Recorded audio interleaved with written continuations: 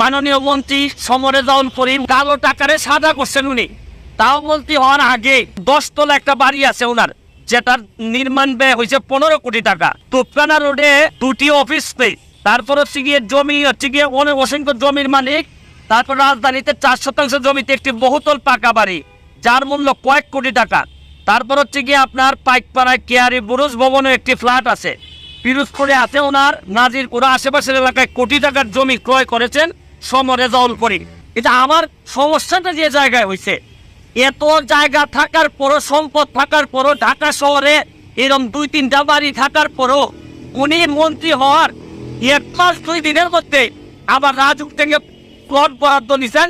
তাও আমার কথা হচ্ছে যে কত টাকা লাগে একটা মানুষের। এই যে মৎস্য ও প্রাণী সম্পদ মন্ত্রণালয়ের তথ্য অনুযায়ী উনার জন্ম কিন্তু হচ্ছে 1962 সালে। 71 সালে যদি মুক্তিযুদ্ধ হয়ে থাকে তাহলে উনার বয়স হয় মাত্র